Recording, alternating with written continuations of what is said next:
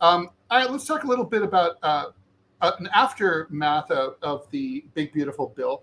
Elon Musk had threatened to start a third party called the America Party in the event that the Big Beautiful Bill passed, that he was Musk was unhappy about. Trump accuses him of saying that's because the EV subsidies were gone.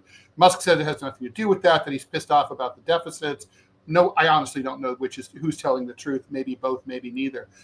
But he then, true to his word, Musk went online and did one of his online polls to his ex followers and said, "Do you want it?" 2 out of 3 respondents said yes. He said, "Done, I'll do it." And so, what a dope. He has more money than God. Yeah, he can certainly, $1 billion or 2 could definitely launch a third party. I don't know if he would have like all billionaires and their toys, whether he'd be interested in keep playing with it for a while.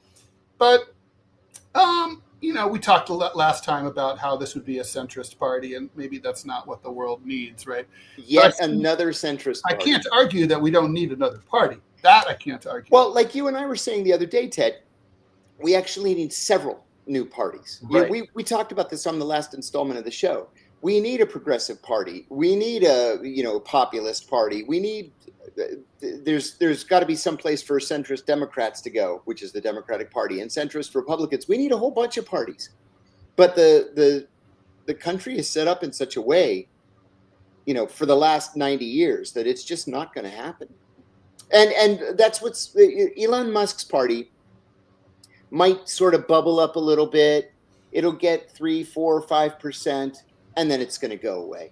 I think it's probably high time that Elon Musk licks his wounds and goes home. Yeah, he's not doing well in the world of politics. Mm-hmm. It's killing his bottom line. It's really hurting the stocks. And frankly, honestly, Elon Musk has contributed some really important things to our country, particularly by creating a network of charging stations across the country for electric vehicles. No one else was going to do that. And he did. That's right. And that's so right. I'm like, good, seriously, thanks, Elon, for that.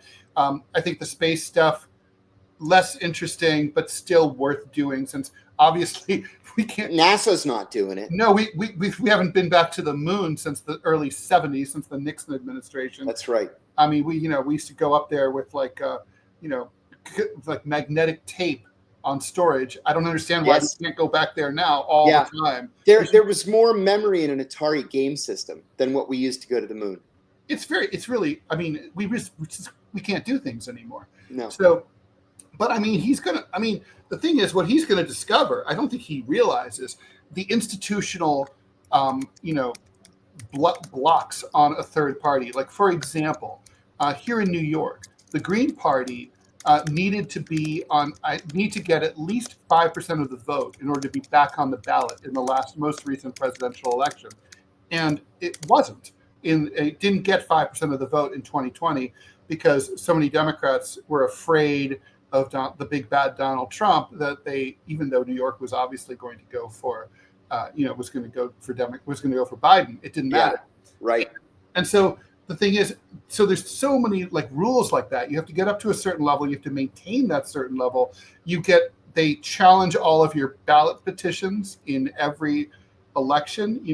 Every time. I've collected signatures, and it's kind of quite the rule, right? Like, so like if I signed Ted Rall, that's an invalid signature because I'm Frederick Theodore Rall III.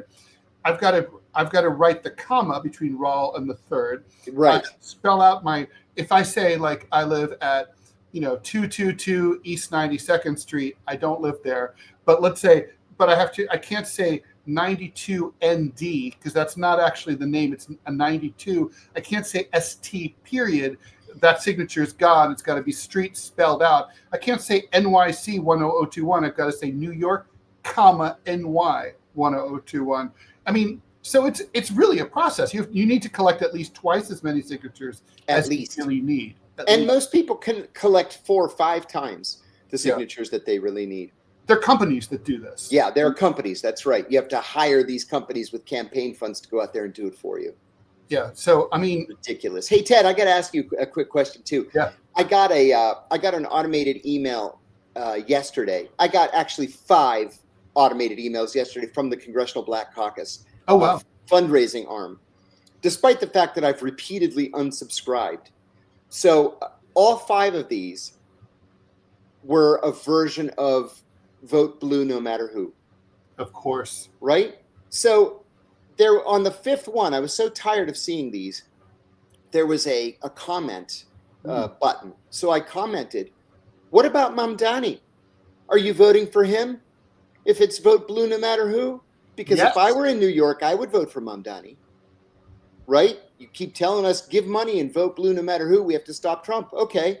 How come nobody has endorsed this guy, including Governor Hochul? Hakeem Jeffries, no Chuck Schumer. Not a one. No Nancy Pelosi, no Hillary or Bill Clinton. Nope. No. All of the top Democrats. The only one is my congressman, Gerald Nadler. Yeah. He did. Yeah, to his great credit. To his great credit. Yeah. I mean, by the way, when only in this world is it considered courageous for Democrats to endorse their own party's nominee? who won, by the way, by a landslide. Landslide. Right? So it's like, oh, God. I mean, I thought you were going to say, so that's really funny. I assume you didn't get a reply. No, I didn't get a reply. And this brings me to Cuomo. Same thing. So Cuomo won the nomination of this obscure party that I never heard of until last week. But he's not the Democratic nominee. So why didn't he immediately endorse Mamdani? Mamdani beat him fair and square. He should have. Yeah, he should have. Absolutely. And didn't. And right now you see like the right-wing apparatus, which is sort of this bizarre coalition of convenience between right-wing real estate interests, pro-Israel Zionists, the Democratic corporatists, Clintonites, and the Murdoch empire, the New York Post and Fox News. Yep. And they're all getting together and they're trying to figure out how they can get they can unify anti-Mamdani votes around who? Sliwa? Right. Yeah, right. Curtis Sliwa. Yeah. Maybe Sliwa, maybe Cuomo, but I think most of them they've kind of like settled on Adams. Who's, by the way, would currently be on trial for corruption if he hadn't thrown the city open to ICE. That's right. He should be on trial for corruption. And I have to ask you, because you're a New York voter, I saw, excuse me,